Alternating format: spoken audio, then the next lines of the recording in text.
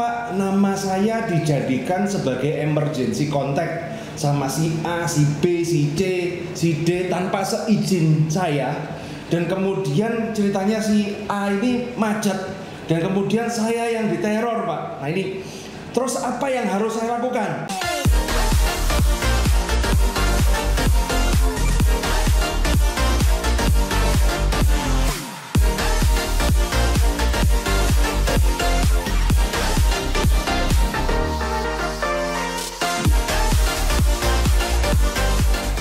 Usaha dengan kartu kredit.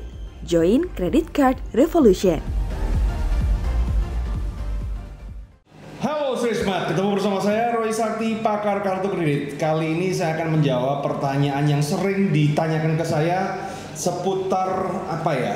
Jadi banyak orang yang tanya ke saya, Pak, nama saya dijadikan sebagai emergency contact sama si A, si B, si C, si D tanpa seizin saya. Dan kemudian ceritanya si A ini macet dan kemudian saya yang diteror, Pak. Nah ini, terus apa yang harus saya lakukan? Ini harus saya perjelas dulu, Bapak Ibu sekalian, supaya tidak terjadi adu domba, ya teman-teman. Ini terjadi kasus biasanya di pinjol ataupun di kartu kredit ataupun di KTA, ya. Jadi bisa dibilang sekarang ini kreativitas debt collector itu saya ngomong keblinger, ya. Perlu saya luruskan dulu, ya. Kalau saya apply kartu kredit dan kemudian saya menyebut kamu sebagai saudara tidak serumah saya, maka bank itu akan mengkonfirmasi ke Anda dulu. Misalnya kan dia telepon, ceret, apa betul Bapak ini saudara tidak serumahnya Pak Roy Sakti? Kenapa Pak Roy Sakti mengajukan kartu kredit dan Anda dijadikan saudara tidak serumah? Oh iya, kasih aja kalau Pak Roy Sakti. Nah, ataupun jangan dikasih. Artinya dia permit. Jadi ketika proses pengajuan kartu kredit ataupun pinjol, pas pengajuan Anda ditelepon untuk mengkonfirmasi bahwa Anda saudara serumah dan Anda menyetujui, maka Anda secara ofisial menjadi saudara tidak serumah. Ya.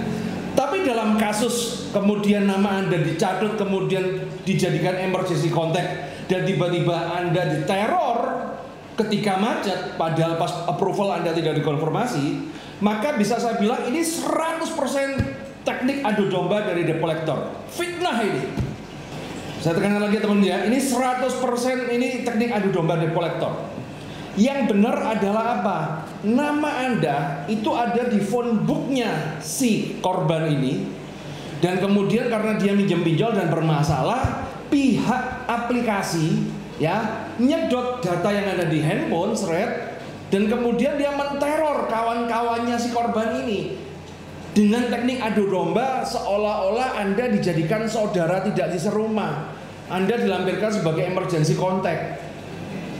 Tujuannya apa? Supaya Anda mempressure si korban ini dan terjadi adu domba.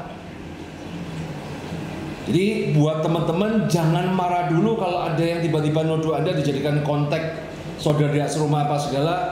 Itu adalah teknik adu domba. Goalnya adalah apa? Supaya Anda itu neror si korban ini supaya korban itu nggak nyaman dan kemudian membayar. Nah, kalau Anda ngalamin masalah seperti ini, apa yang harus Anda lakukan? Saran terbaik teman-teman, jangan direspon. Kalau itu berupa SMS ataupun chat, ya. Saran terbaik, nggak usah direspon.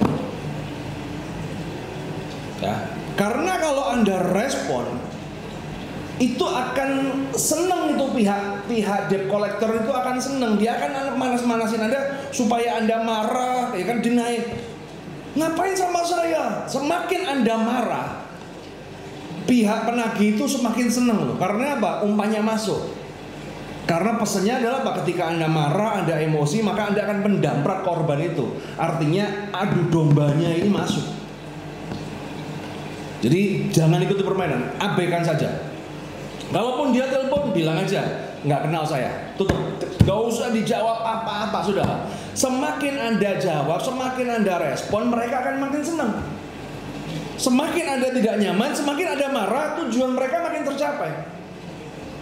Jadi teman-teman, jadilah seorang kawan yang cerdas dan bijaksana. Apalagi saya, murid saya di Credit Card Revolution itu udah 10.000 lebih.